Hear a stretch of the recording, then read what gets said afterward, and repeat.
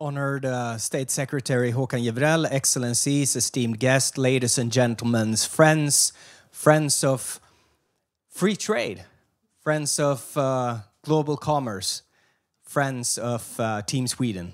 A warm welcome to the Stockholm Chamber of Commerce and this fifth launch of the Global Business Climate Survey. This 2024 Global Business Climate Survey marks the fifth launch for the fifth consecutive year.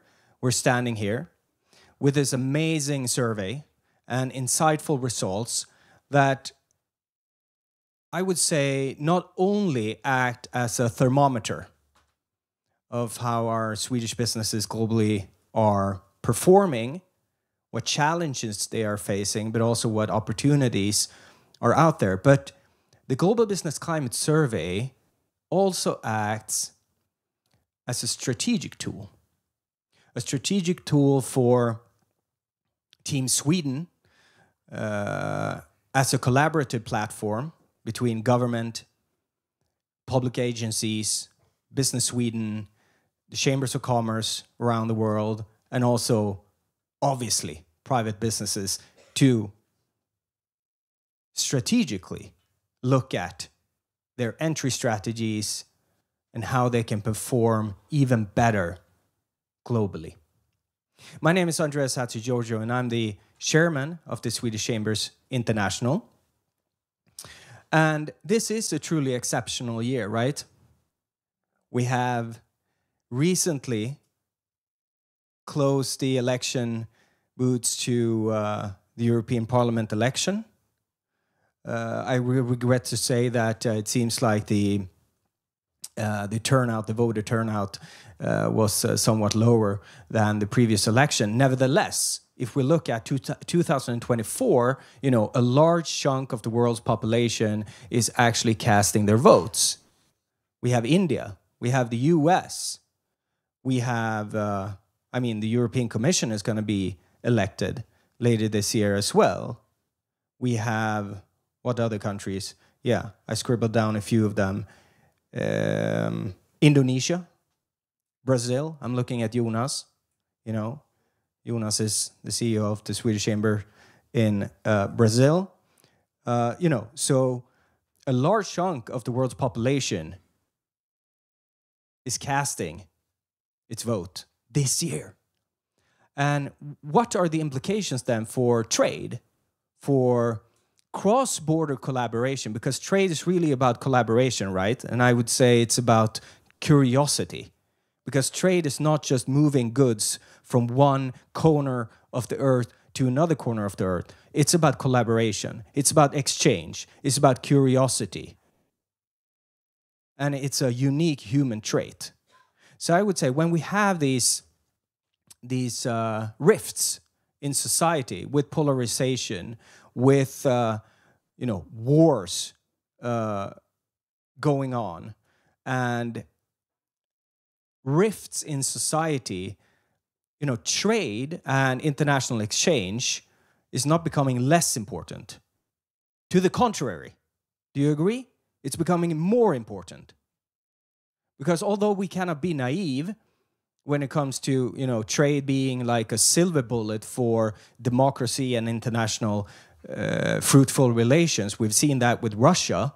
I remember myself working for the foreign ministry, negotiating with Russia, in the hope of them becoming part of the international community, opening up.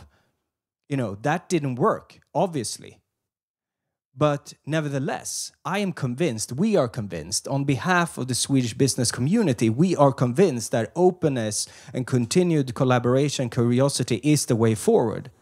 We cannot lose hope in the power of collaboration and international exchange and trade, whether it be in goods or whether it be in services or simply ideas, sharing experiences across cultures, across borders. That is the way forward. It's essential for not only economic development, but actually democracy in the long run. So I'm super happy that you're all here today. And I'm so grateful for the deep connections that we have within Team Sweden. And a huge shout out to the government, who has recently launched its new and updated strategy for export and global commerce promotion. A huge thank you to Business Sweden for the relentless efforts that you every day push in order to promote Swedish businesses, and through that to the benefit of society at large. And also the Swedish Chambers of Commerce globally. You are amazing at what you do. And you provide such an important platform for Swedish businesses globally. And I am so proud to be chairman of the Swedish Chambers International. In that regard, promoting the collaboration and the trade and the mutual understanding across the world. So, today we will hear more about the government's approach when it comes to international commerce and business promotion. We are honored to have State Secretary Håkan Jevrell here as our keynote speaker. We will have the CEO of Business Sweden also elaborating on the idea behind the survey and what we're doing globally together within Team Sweden to promote our Swedish businesses. And additional thought leaders from Business Sweden, from the business community and companies up on stage today. And I'm very excited to hear about the conclusions and the analysis. So without further ado, I would like to welcome up to the stage Honorable Håkan Jevrell, State Secretary to the Ministry of International Development and Cooperation and Foreign Trade. Let's give him a warm round of applause.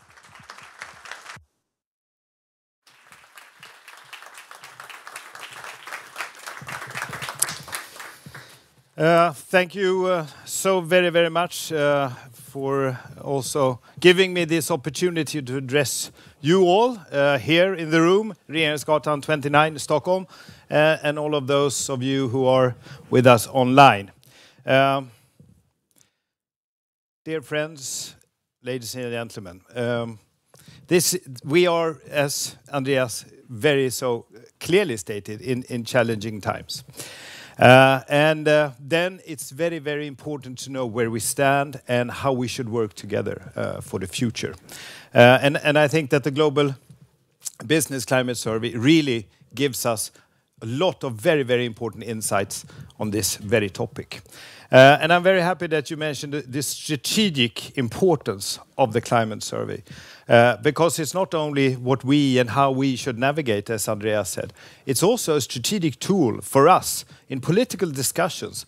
Where do Sweden stand and how do we see the different markets? And that actually has a strong impact when we talk to our counterparts around the world.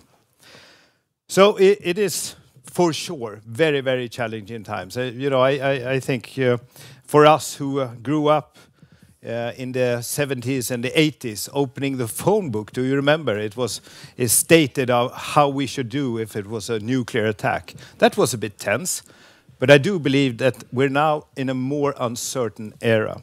And at the same time, we have to address the very, very important shifts that are going on in the world.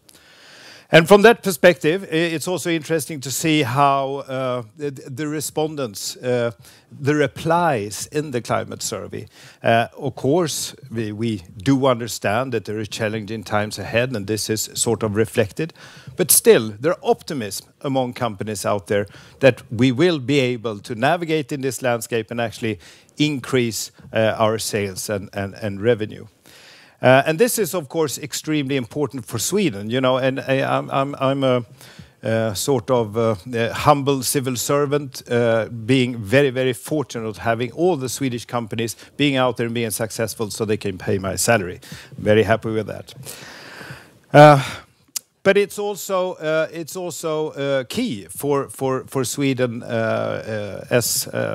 as a nation that we get the knowledge and we do understand how to navigate in the future. And it's very, very clear that we are pretty good, or very good, I would say, in actually handling the shifts. We have a very strong history and record of doing exactly that.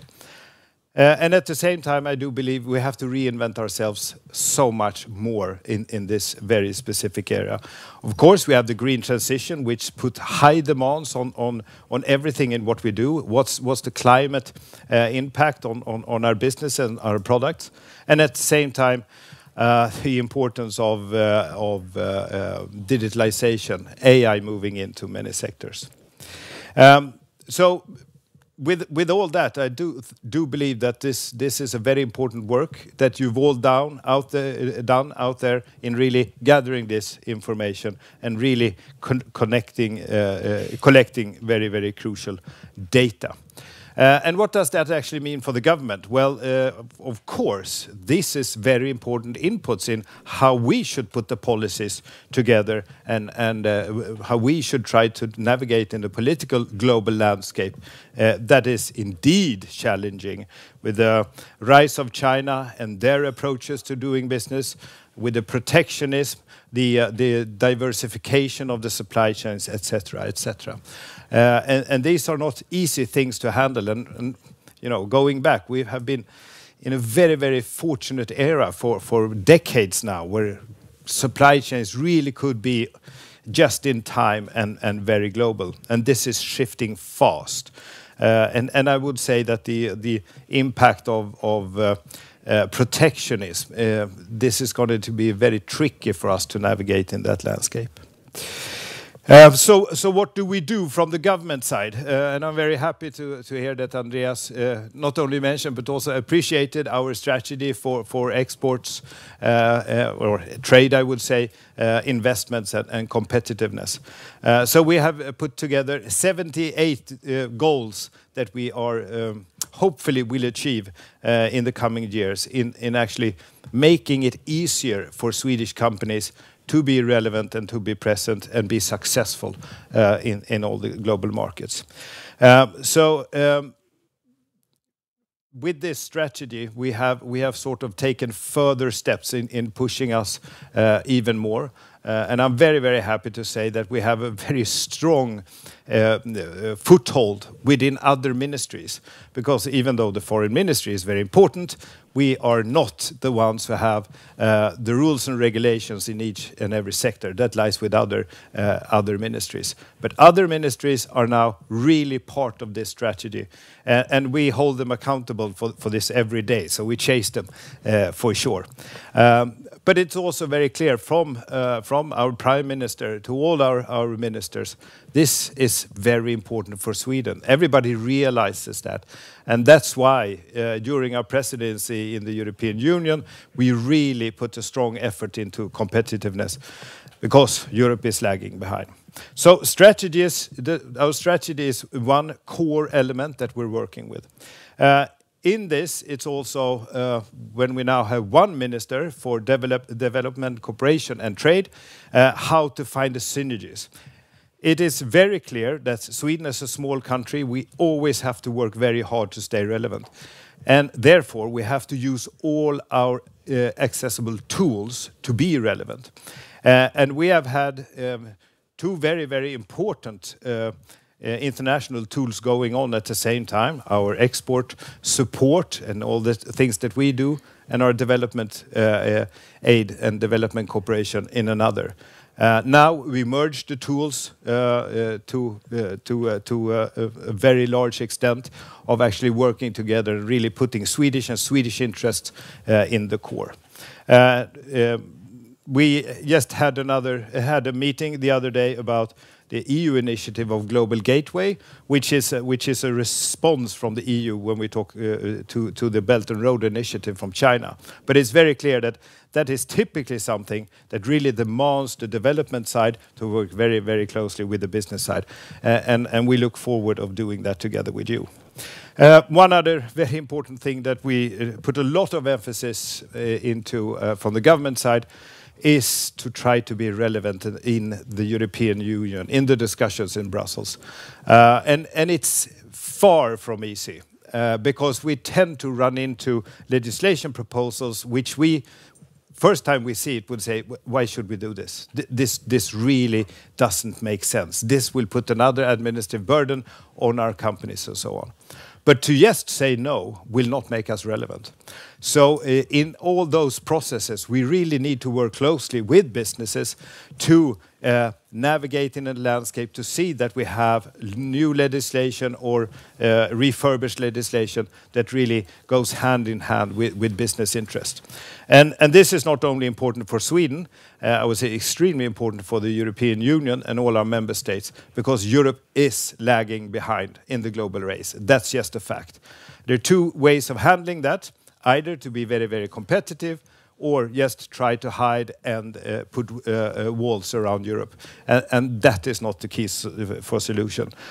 So we also need your support and in actually being the voice of business when we talk about with politicians, not only in the EU, but also in many other markets where protection is a bit on the rise. Let me also just say a few words more about the digital and green transition. It's crucial for all of us that we will have a planet to hand over to our children, that we really manage the issue of climate change and the sustainability topics. So we have to work with that, and I know that Swedish companies are in the forefront with this. We have a very strong thinking about this in Sweden. So we really should be and use that as a very strong competitive argument for our products. However, we should also be aware that what is thought about here in Stockholm and how we see things is of course not how it looks out in the world. And of course, many of you out there, you recognize this very clearly. There are different priorities in how to make growth, other topics. Is sustainability and climate change always number one? For sure not.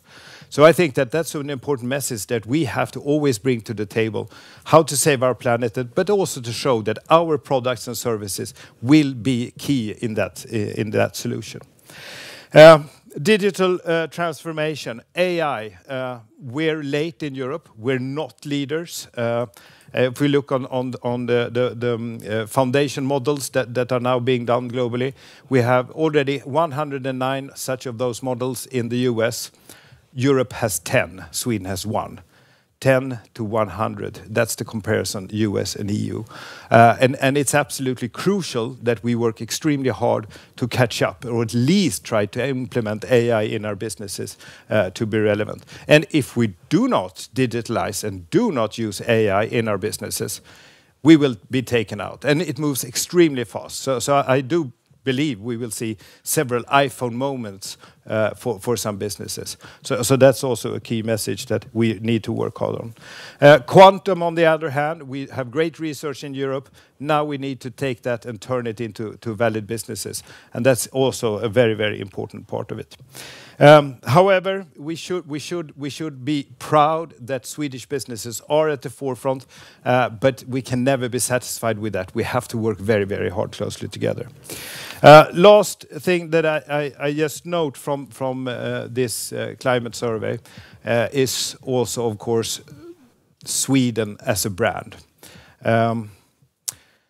We are to be very, very proud of how Sweden is, how Sweden actually is working, but how Sweden also is appreciated abroad. This is something that we should utilize. And looking into the survey, most companies, 82%, sees this as a positive story to be told.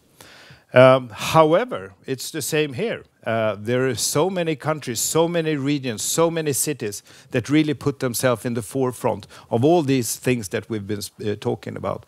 So I do believe it's very important to keep our strong emphasis of what Sweden is all about. Flat organizations, no hierarchies, inviting people to take part, to be a trusted partner who delivers quality on time. And that is sort of in our core, and we should really utilize that for ourselves in the future.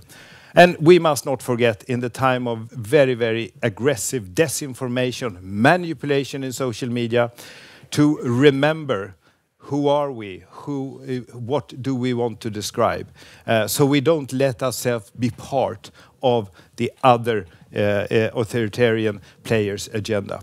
But at the end of the day, Sweden has a great brand, and we have great opportunities to be relevant and to stay relevant in the future. But it takes a lot of job.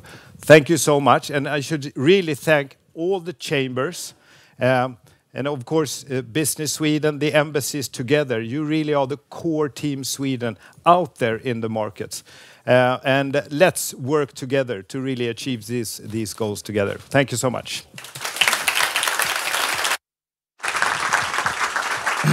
Yeah, du kan. Just a final thank you for those inspiring and important words, Håkan. Just a final question for you before you leave. It's difficult now when the sun is out in our beautiful capital here to think about Christmas. But nevertheless, you never know in Sweden, you know, it could be snowing tomorrow. And I don't know if that helps or hurts our brand. I think it hurts our brand. But nevertheless, I want to speak about Christmas, because what's on your wish list?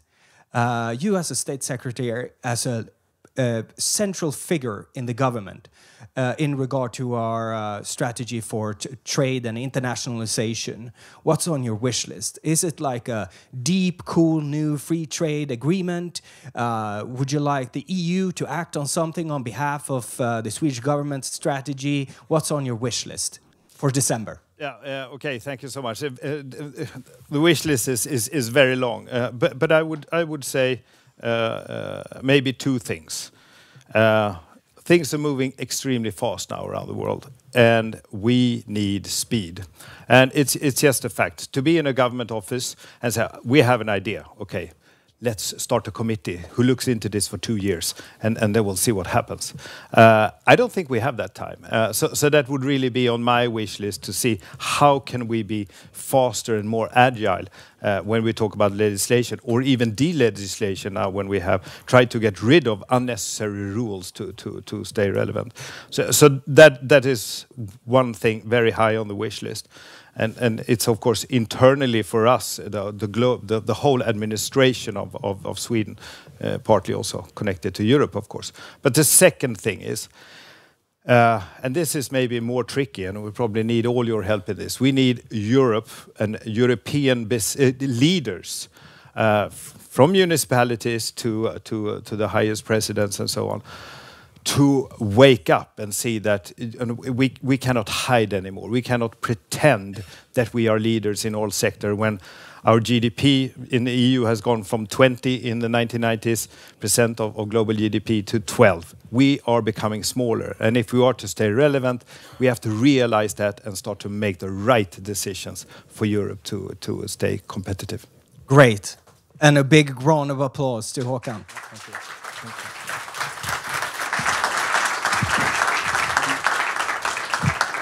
Speed and power, and that's a perfect segue to our next speaker. So Jan Larsson is the CEO of Business Sweden, has an impressive background in politics, business, and really working for many years in leadership positions in the in between academia and politics and civil society and business. So please give a warm round of applause to Jan. Welcome up.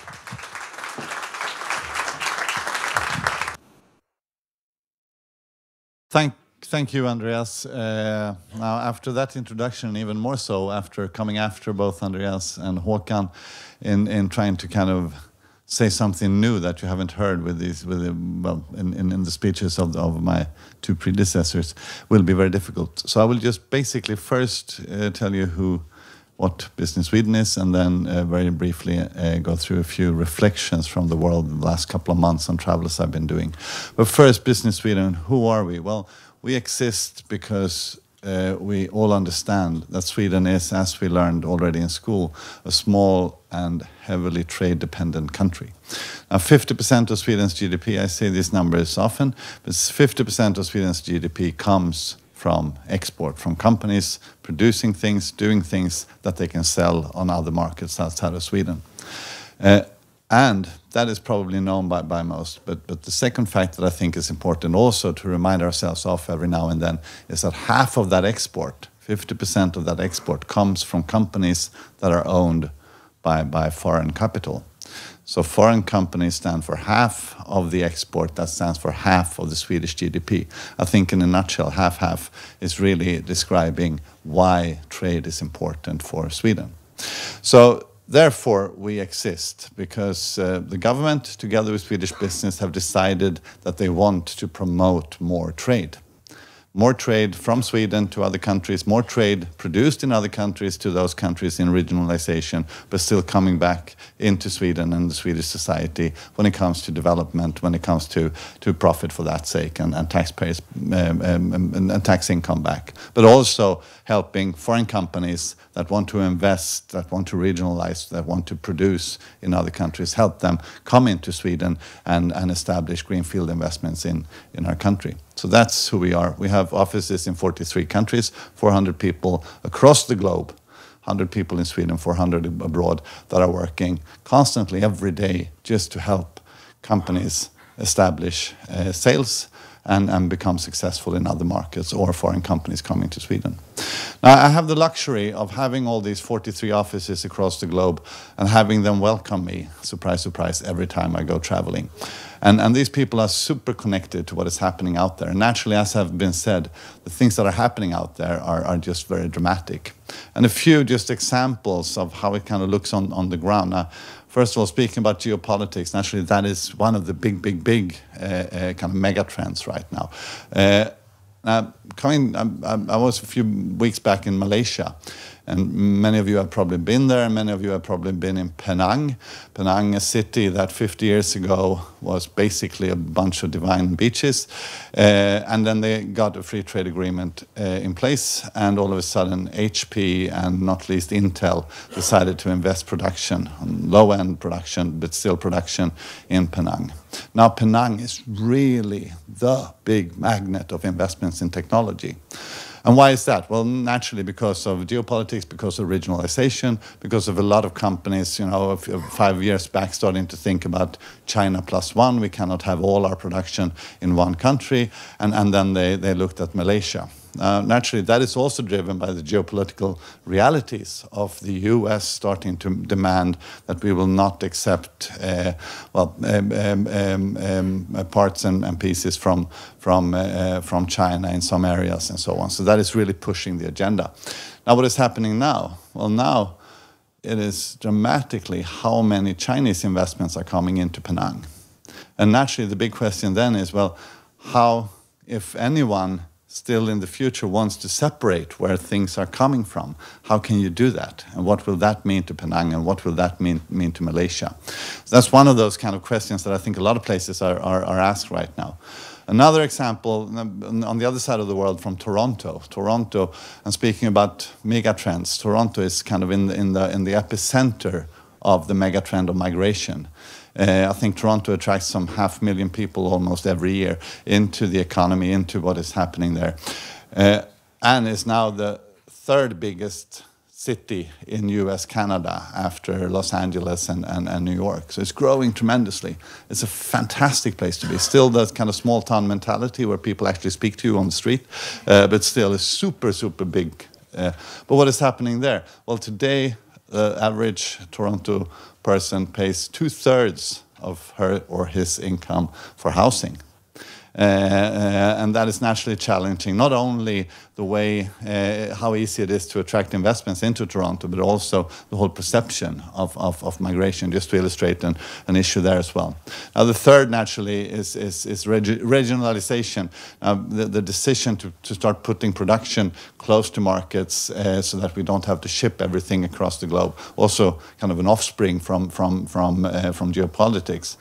But in Mexico, it is also fascinating to see how much investments is attracted into Mexico right now because of the free trade agreement partly with the US. And that's great, and that's really good for the Mexican economy. But naturally still, they need to consider, how do we make that inflow of capital and know-how actually come to the people, not only because of kind of equity ideas, but also because the investments into Mexico are increasingly naturally worried about the dependence to the US. So unless they also feel that there is a strong market in Mexico, they will start worrying about whether they, how much they could invest in that country. So all of these mega trends, and now naturally ending up with sustainability, where we see, I think, very clearly that a lot of the companies around the world are looking across the globe and they see maybe the kind of least climate-friendly economies of the world, Saudi Arabia and UAE historically, built on oil, built on fossil, built on CO2 emission, the entire economy. But they see them rapidly transforming into something new because naturally these people, these countries are not stupid. They know that the oil saga, the oil fairy tale will come to an end. So they need to invest in something else in order to basically survive as economies, to be dramatic. And that is what capital see. And all of a sudden they see the development and how they need to be there and how attractive it is to be there and kind of be part of that rapid development. And lastly, as I said last year here, we've for some long time have seen kind of India as next year's economy. Now, if they only get their stuff together, they will really be the kind of potential. And that's been said for 20 years, and now they are there. Now they got their acts together and are really, really delivering. And Swedish companies continue to look at India as a super interesting market, which is not strange. Given now back to Malaysia. Now, if you ask Malaysia, now how will you kind of maneuver China coming in? And they say, well, we will be kind of balancing this. We will be neutral. We will be friends with everyone. And it's easy to question whether that is possible. But for India, it's easy to believe that is possible with the largest population of the world. So a lot of those things are happening in the world.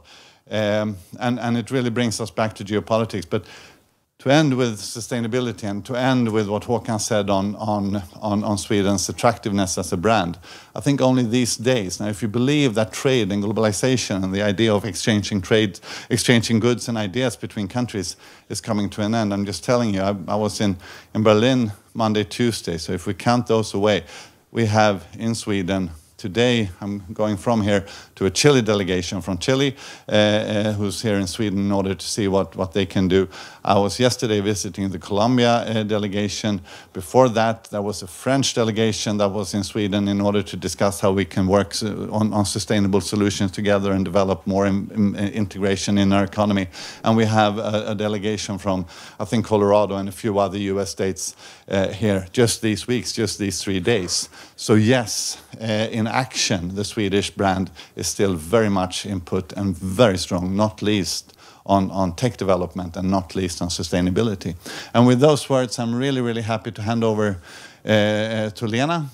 Yes, thank you. I have the most important thing to do. Andreas, I cannot participate on Monday, but as you know, Andreas will, after the fantastic work he's done for the chambers, for Sweden, and for Swedish business, now take the next step in his personal development and his journey. And I just want from myself personally, but also from all of Business Sweden, say thank you for a fantastic collaboration through the work, through the years. I think we have really proven that Team Sweden is something that if we just look at the targets and if we just focus on what to get done, we can be so strong together. So thank you tremendously for these years and this collaboration.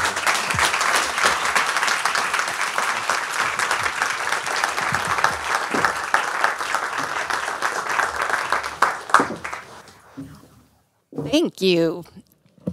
Do you really hear me? Yes. So speed and power, we learned that's the important thing for Sweden to be relevant today and in the future. My name is Lena Sellgren, the Chief Economist at Business Sweden, and I will present the report together with my colleague Manuela Stjärna. We will soon invite you up on stage, and we will also have a panel discussion with some of our strong, nice Swedish companies. So I think we start off and look a little bit into, we have done these business climate surveys and a global one for 5 years. So it's the 5-year anniversary that we have today. So it's really good to have this database that we can compile all these good results that we have globally. So as you can see, we have these 5 publications ready for the challenge. We started off during the pandemic and presented this in the autumn 2020. So it's really good for us to have this and use it. That's really important as well. And as previous speakers have said, this is a Team Sweden effort, which means that we use ourselves in the Team Sweden context, but also all the companies that respond to this. So please, the next slide, and we can see we do this today in 24 markets, 2 new ones this year, Norway and Saudi Arabia. And we have more than 1,700 respondents, which is really, really good. So already now, thank you to all of you and the ones online as well, and that are contributing to this so we can do it. And in the 5-year horizon, even do more of analysis and see if there are trends and challenges that we need to address in a certain way. So I would like to invite Manuela Stjärna, who is the project manager for the Business Climate Service and also has been writing the report together with Ida Ortega. You can just wave a little bit. They are based in Spain, so we collaborate. Good. 2 brilliant young Swedish women, which is really great to see. We should collaborate, all of us, but it's really good to see how you do this in a brilliant way and a collaboration as well. So Manuela, please, welcome up on stage. And I think I moved to my red table for the moderator, and we can have you here. So when we look out in the world for the current business climate survey, could you please help us a little bit? How does it look like? Yeah. Where do we see the strength and maybe some challenges? Perfect. Can you hear me? Yes? Perfect. Well, thank you, and thank you, Lena. What we can see is that generally Swedish companies have quite of a more weak view of the current business climate globally. This graph, we can see the 24 different markets that Lena were presenting before, and how these one have scored their current market business climate for Swedish companies from 1 to 5, being 1 very low and 5 very high. What we can see then is that for nearly all markets, the business climate has shifted a little bit, or has been weaker compared to year 2023. That is the column in the side. But we have some examples or some exceptions, which is Brazil, Spain, UK, South Korea, and South Africa, where the sentiment has surely improved. If we look at which are the markets where Swedish companies perceive the most positive business climate, we're looking at the UAE, Saudi Arabia, and India. And where both UAE and Saudi Arabia actually have a score above 4, which shows a positive business climate. It is also quite important to notice that the growth engines in APAC and Europe for Swedish companies that have historically been Germany and China, they have quite of a slower business climate compared to year 2023. While the leading market in the US, the US, they still have a steady business climate for Swedish companies. Thank you. So what you are telling us is actually that it's a bit weaker than last year, but still cautious optimistic. And that's good. That's something that we like, and I think we have to look forward. So then the profitability, it's not directly related, but if you look back last year, exactly, were the Swedish companies profitable? So if we look at last year, so how did Swedish companies perform year 2023? 70% of Swedish companies actually have a profitable finance performance year 2023. 12% had a break even and 13% had a loss. As Lena said, these results are quite similar to year 2023, so they don't really correlate with the business climate sentiment yet, as we see. From a type of companies and sectors, because we analyze a little bit depending on what type of, how big the company is, how long they have been in the market, what sectors they are, we can see that large industrial companies are the one capturing the largest amount of profitability globally, while small companies in the consumer sectors are the one having a little bit of a tougher time regarding profitability. From a regional perspective, the MEA Plus region had the highest amount of profitable companies, but the numbers didn't differ so much from the other regions, meaning Western Europe, APAC, and the Americas.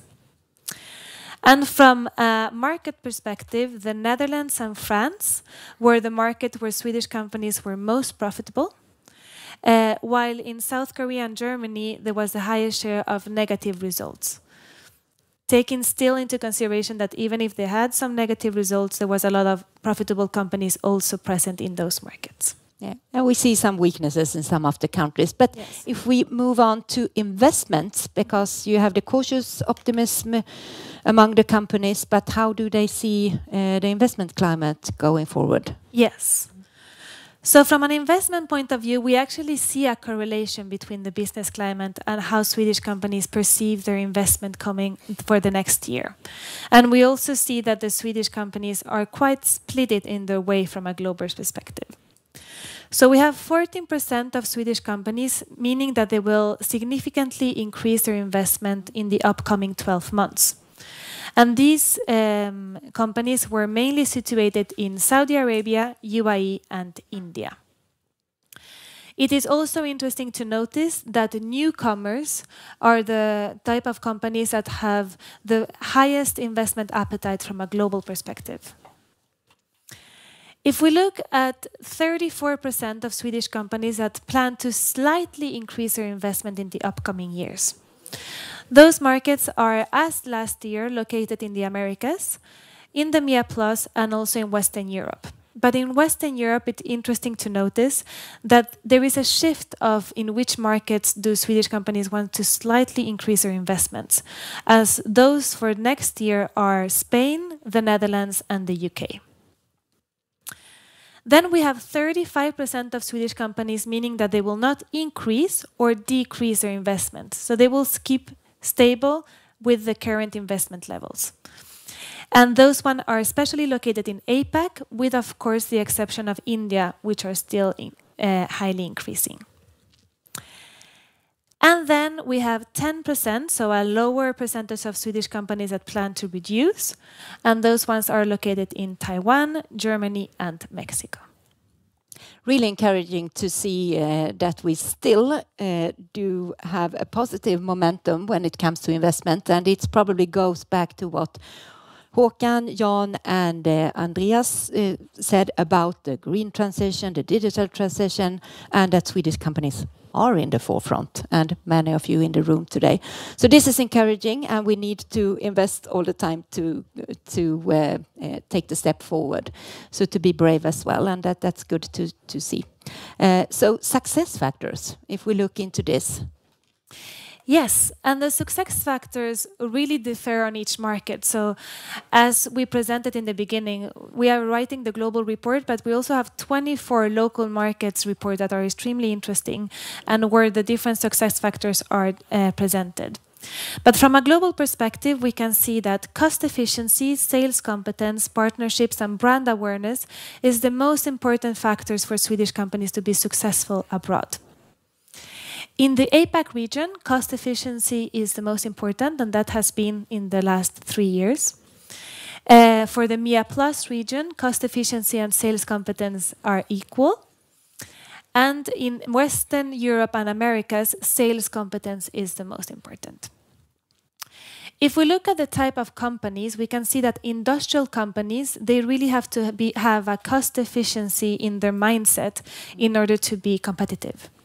While for the consumer sector, it is very important to have a strong brand in order to be successful internationally. Really interesting to hear and see the differences. And cost efficiency, probably due to higher costs and interest rates and all this. So it's probably why it has changed a little bit from cost efficiency and sales competence, but still both are very high. So then if we move on, I think you go into brand Sweden, which is important and an impressive figure from my perspective at least. Yes, and we're very happy and also in line for what State Secretary Håkan Jevrell was saying.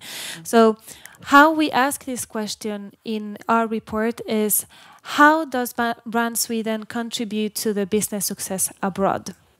So that is how it is asked, and we can see that 82% of Swedish companies they have responded that Brand Sweden, it is important for a great extent, to an extent, or partially for the business success in their markets. This is independent of size and industry, which is quite interesting to see. But of course, there is some regional differences. So the APAC region is a region where the Brand Sweden is at most important to be successful in those markets. And we can see that from a market perspective, India, Brazil, and Indonesia are the markets where Brand Sweden is at most important. While from the other side, the US, Canada, and Saudi Arabia are the markets where Brand Sweden is not that important in order to be successful in those markets. That's interesting. We always think, why is it like this in the US? But that's not on the agenda in detail today. So there are also trade barriers and challenges. Could you help us a little bit with this? I think you have it. The environmental factors. Sorry for this. Then we go back to this. The environmental factors for the companies when they do business. Is environmental aspects important for their customers, or how has this changed during the years? Exactly. So exactly as you say, Lena, we ask the question, how important is environmental factors for the customers in that specific market? And we can see that 43% of Swedish companies think that their customers care to a great extent, or to an extent, that their services and product has an environmental performance. And if we sum it up with partially, we're up to 75%. Those numbers are very positive, but they're the same numbers as last year, meaning that we have not experienced any increase compared to the year before. Western Europe really stands out as the most strong market and strong region in that sense, where the Netherlands, UK, and Norway are the markets where sustainability is at most important. Then in the other regions, in the Americas, for example, Canada really stands out, as in the US, not much. And in the APAC, we still have a little bit of a shifting economy, of a heterogeneous view, the same as for the MEA+. So Western Europe, strong, and in the other regions, it depends a little bit on the market. So still, even though we have the green transition, it's on the top of the agenda, we need to work even more to help the Swedish companies jointly to deliver on this and increase it even a little bit more. So then we continue into the 5-year horizon. I think this is important, and you can deep dive into the report as well to look more into this. But could you help us a bit when it comes to the business climate? How has this performed or changed during the 5 last years since the pandemic? Since the pandemic. So it has been very, very interesting for both me and Ida to analyze how Brand Sweden, or how the business climate has been shifting these last 5 years. So when we started with the global business climate, we were in the middle of the pandemic. So Swedish companies had a poor or neutral view on the current business climate. And of course, they were very much affected by a weaker economy, global supply chains being affected and disrupted, etc. Then we started to have a little bit of a momentum, 2021, 2022. And when we asked the survey in February 2022, Swedish companies were actually quite optimistic. So we had 51% of Swedish companies that said that the business climate globally in those markets were good or very good. But this survey was performed just before Russia's invasion to Ukraine. which affected the economy, affected the energy supplies, and of course Swedish companies abroad. So year 2023, we had a much more cautious, optimistic, as we called our global business climate year 2023. And year 2024, we still have a lot of new geopolitical tension coming up, which made it a little bit difficult for Swedish companies to actually navigate the global economy. But it is interesting to see that Swedish companies are still optimistic, but of course try to be resilient in this perspective. It's a bit harder to navigate in the global market and has been for a while. So that's why we also need to collaborate and help each other so we can do it in a as smooth as possible in the global market. But the investments, could you please help us a bit during this period, because it has changed a lot in the financial situation as well. Exactly. And we can see that how Swedish companies have planned their investment has kind of followed the business climate globally. But it is also quite encouraging to see that Swedish companies are resilient and they have maintained both financial performance and investment appetite over these last 5 years. So we haven't stopped investing only because the economy was a little bit more complicated. So of course, the same way, investments were a little bit paralyzed during the COVID. Then it started a little bit year 2021, 2022, we had the peak. And then it slowed down a little bit here 2023 and 2024. If we look at the type of companies, we can see that large industrial companies have had it more relatively easy to sustain their profitability these last 5 years, while small and medium companies have it a little bit more tough during these last 5 years. As you mentioned before. Exactly. And then lastly, I think it's also interesting to see how Swedish strategy has shifted, because when we started this analysis, the Americas was a focus. So Swedish companies wanted to invest in Brazil and the United States. And this is still the case, but the top investment plans are right now in India and the UAE. So that is also interesting to see a little bit on the shift in that sense. Very interesting. Thank you for this. And last, I think, to go when it comes to the 5-year horizon is to deep dive a bit into sustainability and the environmental aspect. Yes. This looks the right direction, at least. It looks the right direction, and we hope that it continues. As you can see, it has stagnated a little bit between 2023 and 2024. But it is slowly but surely becoming more and more important for customers globally that Sweden delivers with services and products that have a sustainability imprint. We can see that for each year, Western Europe has really positioned themselves, but it is a global trend, and we can see that in markets in both MEA+, Americas, and APAC have really increased also their interest in sustainability. So we really hope that it continues in the right direction. So to summarize this, it's to say that companies are still cautious optimistic. Do you agree on this? I agree. We can't see the ones online, but do you agree? Are you cautious optimistic in the room? And online, you have to do it on your own. Yes, you are. Yes, it's a completely yes in the room. We will see. Thank you so much, Manuela, for sharing the results. Give her a warm applause. Thank you.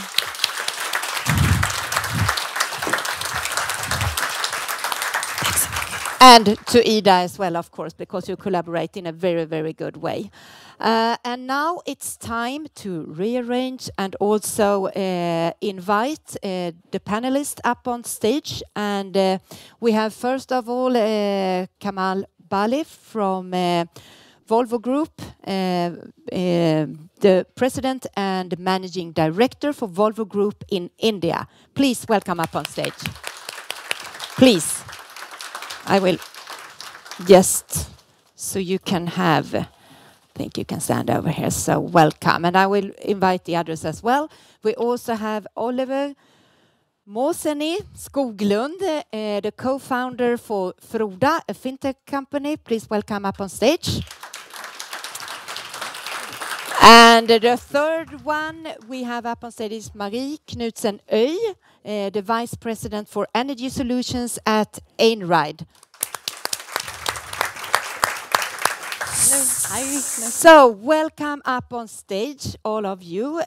We are very, very happy that you joined us into this panel discussion, because now you will have the opportunity to reflect a little bit on the results, what has been presented, and from your perspective, your company and experience. And I will start with you, Kamal, because you just arrived with a train from Gothenburg on time. It doesn't happen in Sweden. I travel with a train every week, but it's always delayed. So you maybe did something for the Swedish infrastructure. So we are happy to have you here. And just a short presentation on your role. You have been on the Volvo Days in Gothenburg together with the executive management team. So elaborate a bit and give us your view on the current business climate. Yeah. So good morning and thank you very much for this opportunity. Pleasure to be here talking to you on our business and how Volvo Group is doing globally and also with respect to India. I think I'm coming from a leadership summit of 500 leaders from all over the world, which we had in Gothenburg. And I think the feeling is a little more than cautious optimism. We are a little bullish. As Volvo, I think we are quite bullish. We have had the best results in our almost century-long existence. In 2023, Volvo Group's results were the best ever. And they were better than 2022. And the good news is that even the 24 has started on a good note with a very strong result also in the first quarter of 2024. So for us, of course, as you look at the globe all around, there are cautious optimism. There are many challenges. There is a war. There are cold wars. There are trade barriers. There are so many things which I think the previous speakers have already spoken. But I think one thing is very clear, that there is a demand for sustainable solutions.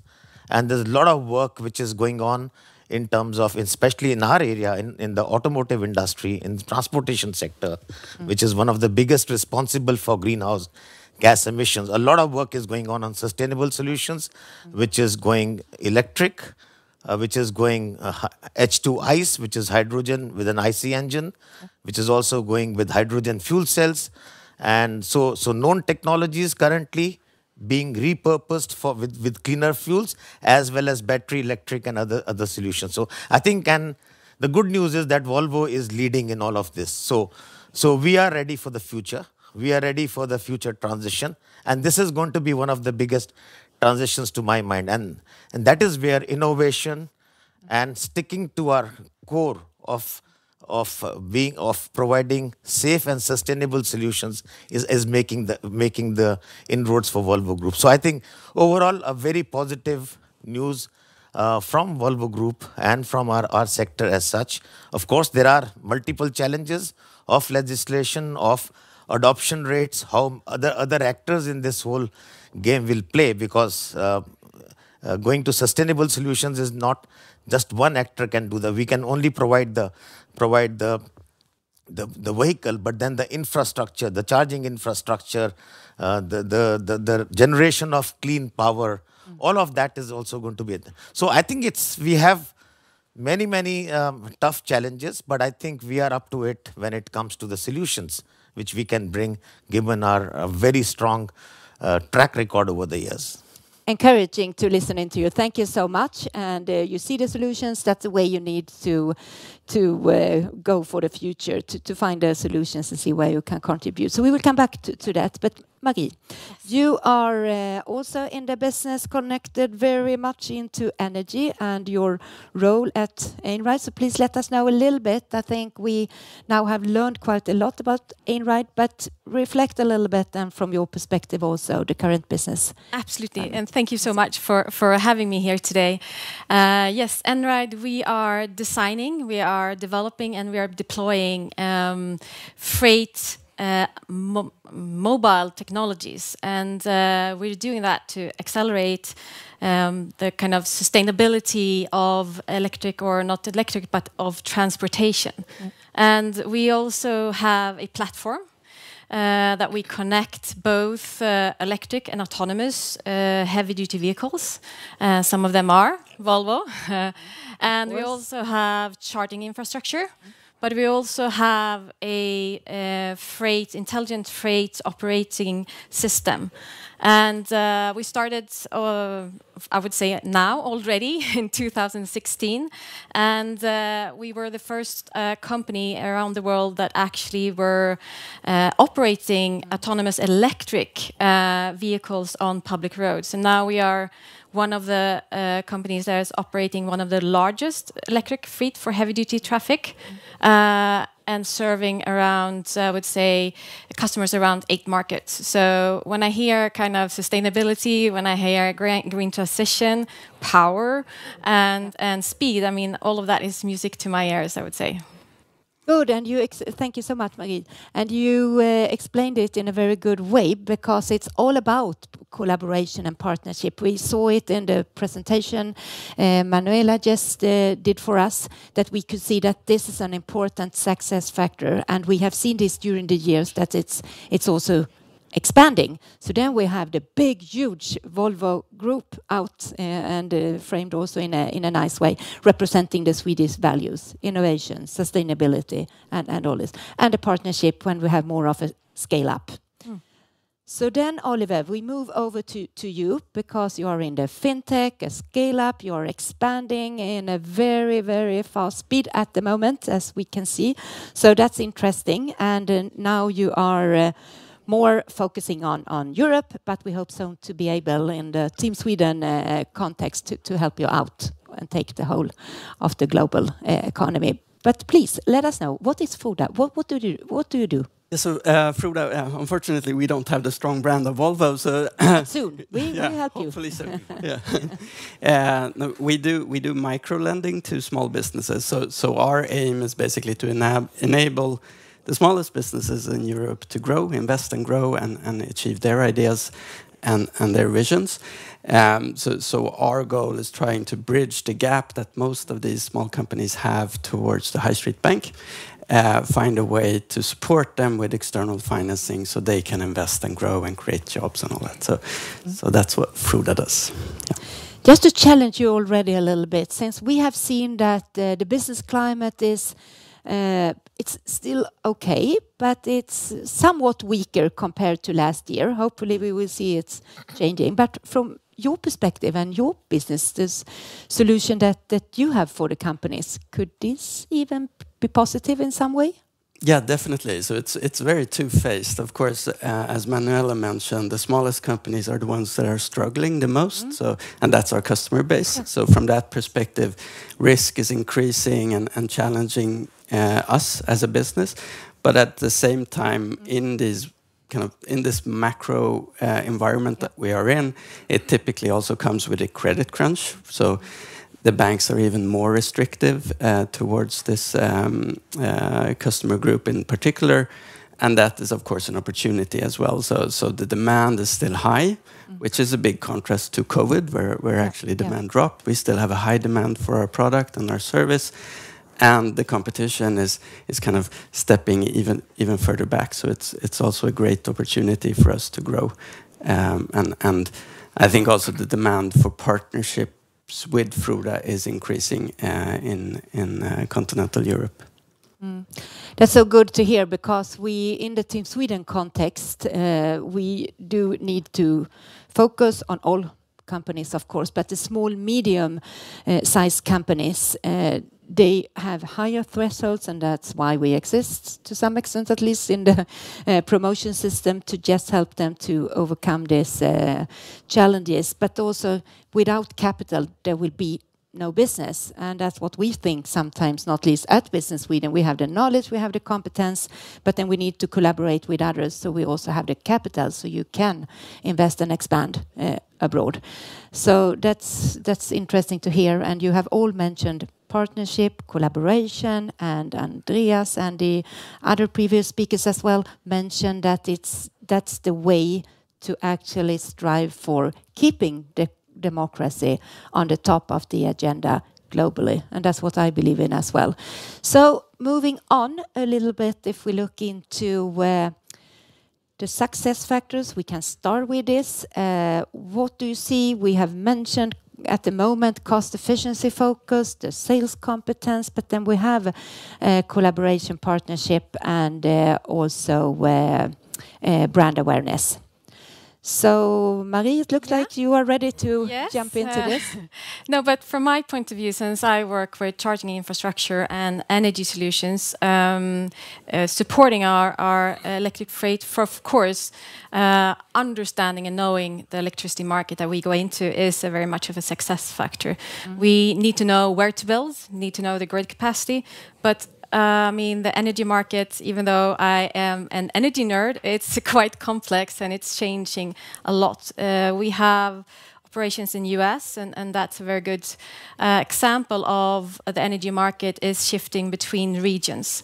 So I think knowing that area is really a success factor. But I will also say working with stakeholders, government, utilities, and key stakeholders to drive this electrification journey. And then, I mean, external partners that know the local regulations is very much a key success factor.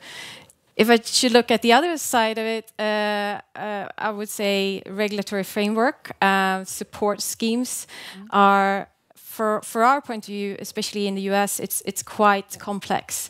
Sometimes you even have to invest in order to be able to apply for support, which is very much a barrier, I would say. And then political landscape, we are working a lot with the green transition. And the investment possibilities now are affecting that. We see that in Europe. Yep. Of course, the election in US is giving it a bit of an uncertainty. Is it stressful, the election a bit? To some extent.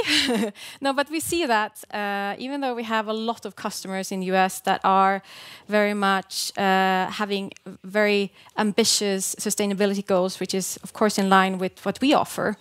The uncertainty there is being a bit of a challenge at the moment. So we see that. So and then, I mean, I can't stress it enough, regulatory framework and the technology as well, harmonizing the technology is also, could be a barrier, I would say. Yeah, the standards. The standards, yes. Yeah, that's always something that is coming back, and it's much easier if you have the same standards, because otherwise you have to adapt to different systems, absolutely. And that's costly. And what does it mean? It means that we will get more of inflation and higher interest rates, so it's bad for all of us. So we need to continue to work with this. Just a short question also. Do you see that you have access to the different stakeholders that you need globally? I would say yes, and well. I mean, we are working a lot in Europe, and we are working in the UAE and US. So we are very dependent on local partners in order to make sure that we get the right contact, that we get the right key kind of stakeholders to make sure that we can drive our business. So again, local partners are very important for us as well.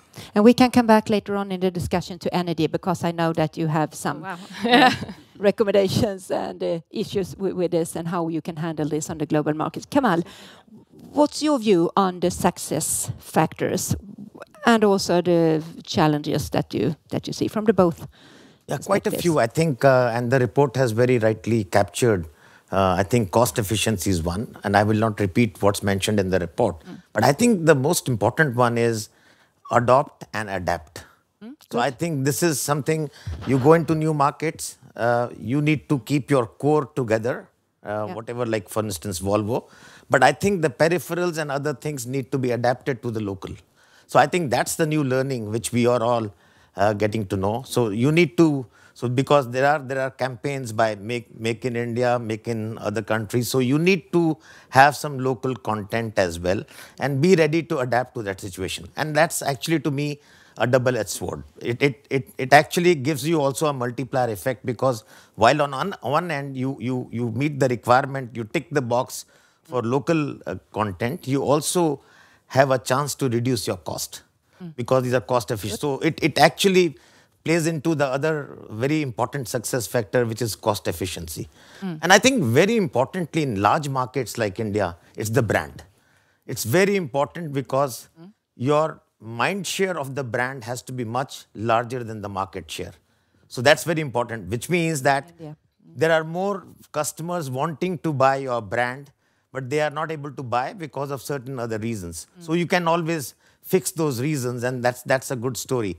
So in India, Volvo brand or brand Sweden is very strong. It's very strong, and thanks to the companies which came in, companies like SKF, Ericsson, ABB, in the Pune belt of India, they built a brand. It became synonymous with high quality, reliability, and all of that. It started with that. Then, of course, the common man on the streets did not still know what ABB or what Ericsson or what they were doing. Then came companies like IKEA and Volvo. Yeah. So these were touching hearts, were touching people. So whether Volvo buses, Volvo cars, IKEA materials. So that led to another understanding of what brands mean, and people have had the experience of these two very strong brands. And then, of course, there are events like what the embassy does, like the Nobel Week and other things, which actually further strengthens the value system in the brand. So there's a very good recall today of a Swedish company. So, and if you ask the companies, we have done a survey, Sarah and I, we did the survey last year, and I think most companies, they feel that brand Sweden is so strong for their success in India, and it does make a difference. And you do get premium. You do get premium for being brand Sweden. So that's very important. But that does not mean that you can stand only on the brand. You also need to be cost efficient and adopt and adapt. To my mind, these are I can go on and on, but I think for me, these are the takeaways, 3 or 4 big takeaways. Really good. Really good. Thank you so much. And we have Sarah in the room. Sarah is the CEO of the Chamber of Commerce in India. So she's here as well. So that's what you mentioned when you collaborate. And it's really good to hear that you collaborate from, I know that you are the chairman as well? Yeah, I'm the chairman of the chamber. So I mean, as a company coming in and help us. So when we in the promotion system do all these things, it should be relevant, as has been said before as well. So you can actually use and take advantage of what we are doing. And I just want to bring out one very quick one. Yes. The survey on India, which was done, I think this was pre-elections or during elections. If you do the survey now, it will be much higher than the satisfaction level will still be higher. Good point, and that's why I just want you to good, and you realize that we have this event in June, not in August, because we do the surveys in springtime, and if we wait until August, maybe something has changed and there is a completely new. Exactly. So the world is changing all the time. So now we go to fintech again, to you, Oliver. How do you see the current business climate? If you start with that, and then you can move over to a bit of the struggles and challenges you see. Yeah, I think I'll piggyback a bit on my colleagues up here. So I think from a regulatory perspective, now that we are licensed, we have a license with the Swedish FCA, then the regulatory constraints is now for us a big benefit because we can move that license across the Union, the European Union. It's very easy for us from a regulatory perspective to passport that license into Germany and get started. So in the beginning, in the start, it was kind of a hurdle, but now it's more of a benefit actually. And I think with that said, still there are quite some differences within Europe. So we're only focusing on Europe so far. So that's where we're looking, and regulators are interpreting these regulations a bit differently, and also applying them a bit differently, especially in the business area. So business lending in Sweden, for instance, is completely unregulated, while in Germany it is regulated. You basically need to be a bank to act in Germany. So that's a challenge. I think that it's there are ambitions, and a lot has been done to make this more homogeneous over the market, but there is still some Although we are within the European we Union, have to so adapt, and we have to always do quite a thorough regulate and compliance DD before we can enter a new market. So You need to come to India. Yeah, that'll be the next. It's always market. the case. It's a huge market. Oh yeah. Yeah, it's a huge market country, and yeah. expanding, an interesting market. All markets are interesting, of course, but as we saw in the presentation as well and the results that we have, it's so interesting to see how some countries are actually leapfrogging a little bit at the moment. It seems like this. But the partnership, from your perspective, Oliver, and Kamal explained in a good way that it's the brand awareness and the brand is important. And Marie took it back and said that we collaborate with Volvo for many reasons. Do you see also that companies, the Swedish ones that have been abroad for hundreds or 100 years at least, very, very long time back, can we use the brand? Do you see an importance of this? Because then you have the brand Sweden in innovation, sustainability. Yeah, I think so. I think being a fintech coming from Stockholm is super beneficial because we are considered to be a fintech mecca. So it gives us a lot of credibility and interest. I think also starting a fintech in the Nordic is you get a lot of things for free because we're so digitally savvy up here. So the tools that we have to build on, like just the bank ID and all that, and the adaption of these kind of digital tools makes creating a digital product so much easier and so much quicker. So and that's also something that Germans and French people are quite aware of. So they're very interested at looking at what we're doing and how we are actually solving these problems. So that's a super strength. At the same time, the market up here is really small, so we have to go outside. We have to reach outside of the Nordics to actually achieve the growth and the goals we want to. But I think that's definitely something that we can leverage. The fact that we are Swedish, that we come from a very digital context, and also that we can kind of piggyback a bit on the Klarnas and the Isatals and all that have done this journey before. Exactly, seems to be the future to be digital in your whole business model for all. And just time is running, so just a few words on energy, sustainability. I think I move to you, Marie, because you have a lot to say, so you have to do it in a short way today, but you can go back to Marie if you are interested to discuss this with you.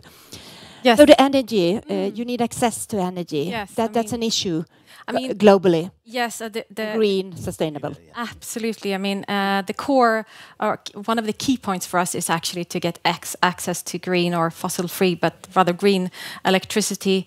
And so we work very close with our suppliers in order to make sure that we can source that through different tools like renewable energy certificates, power purchase agreement, and tools like that. But there is absolutely a huge possibilities for product development in this area, especially when it comes to additionality, which is our customers are having on their wish list. So, but that's one thing. The other thing is to get access to this energy, the electricity grids.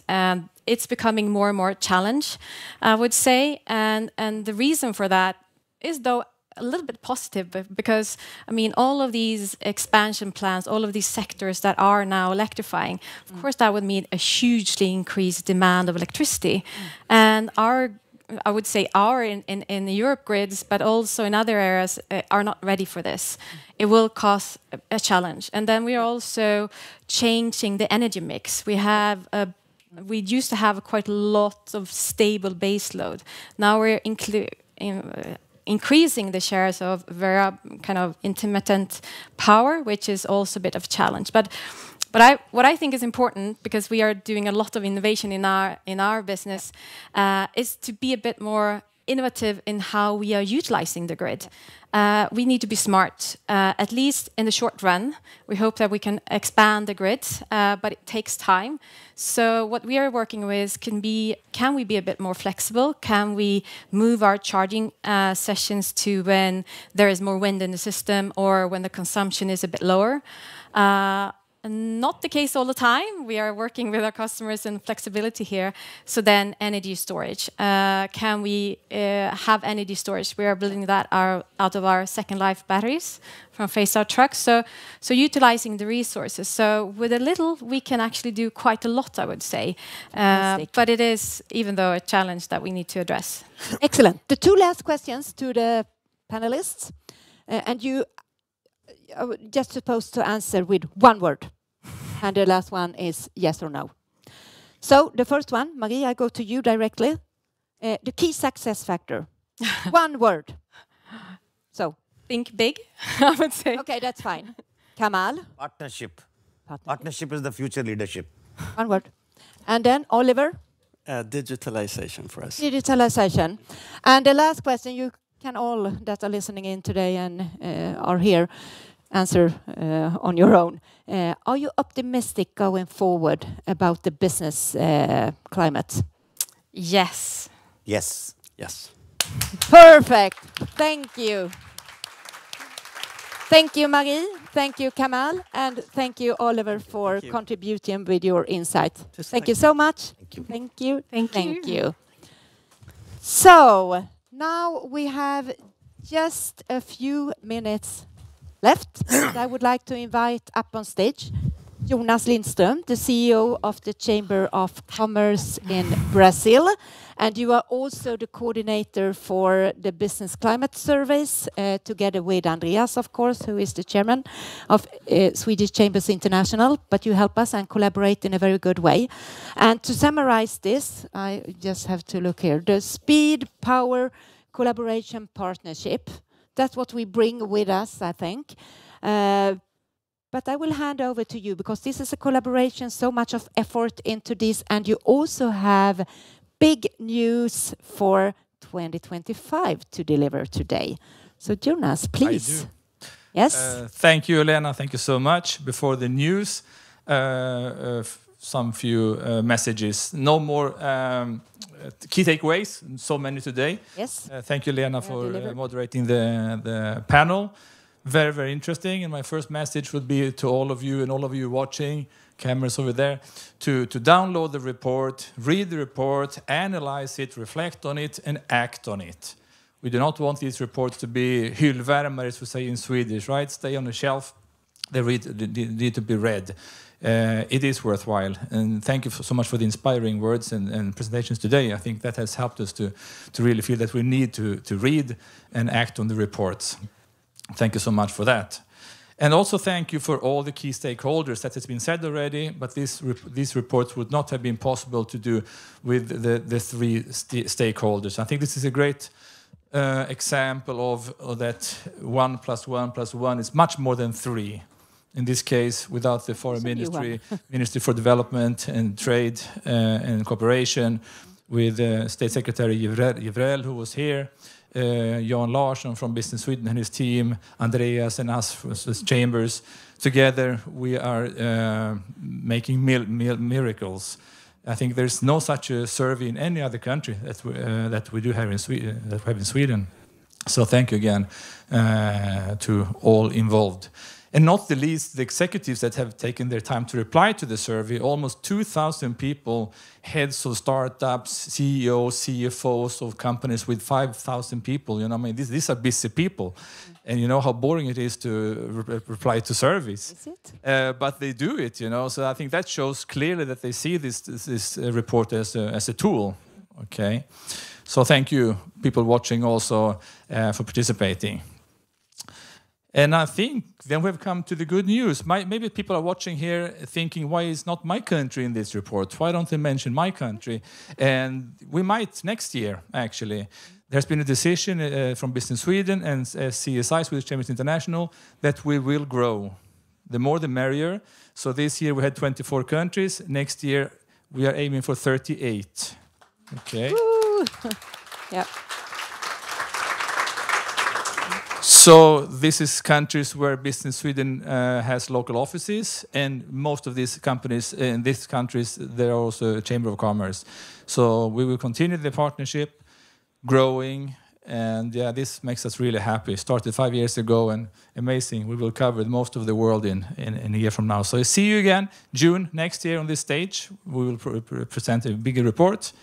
So from my side, from SCI, from Brazil, from Stockholm, wish you a good weekend and a fantastic Swedish summer. And thank you to Stockholm Chamber of Commerce and Andreas for having us here in your wonderful venue. Thank you to all of you, and see you hopefully before next year, but back here with 38 Market. Thank you to all. And